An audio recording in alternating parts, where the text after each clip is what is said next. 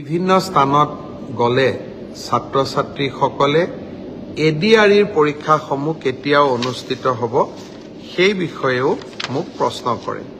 আজি আমি সেই বিষয়েও এখন বৈঠক কৰিছিলোঁ। এডিআৰইৰ আসাম ডাইৰেক্ট ৰিক্ৰুটমেণ্ট এক্সামিনেশ্যন, যাক আমি চমুকৈ এডিআৰই বুলি কওঁ, এডিআৰইৰ গ্ৰেড 3 পোষ্টসমূহৰ পৰীক্ষা 15, 22 আৰু 29 ছেপ্টেম্বৰত অনুষ্ঠিত হ'ব।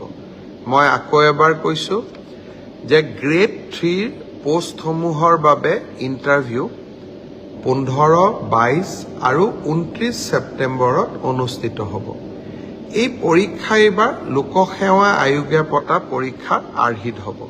প্ৰথমতে প্ৰিলিমিনাৰী পৰীক্ষা হ'ব, তাৰ পিছত মেইনছ হ'ব আৰু মেইনছৰ পিছত আমি ভাইভা প্ৰক্ৰিয়াৰ মাজেৰে আমি সমগ্ৰ ইণ্টাৰভিউ প্ৰক্ৰিয়াটো সমাপ্ত কৰিম। প্ৰিলিমছ এক্সাম তৃতীয় শ্ৰেণীৰ পদসমূহৰ বাবে 15, 22 আৰু 29 ছেপ্টেম্বৰত অনুষ্ঠিত হ'ব। আজি আমি জুলাই মাহত আছোঁ। মই আশা কৰিম যে আমাৰ শিক্ষাৰ্থীসকলে, চাকৰি প্ৰাৰ্থীসকলে যাতে পঢ়া শুনা আৰম্ভ কৰে। ঠিক সেইধৰণে চতুৰ্থ শ্ৰেণীৰ বাবেও আমি একেটাই ব্যৱস্থা হাতত ল'ম।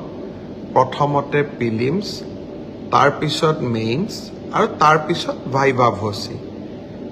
গ্ৰেড 4 বা চতুৰ্থ শ্ৰেণীৰ পদৰো প্ৰিলিমছ 20 আৰু 27 অক্টোবৰত অনুষ্ঠিত হ'ব।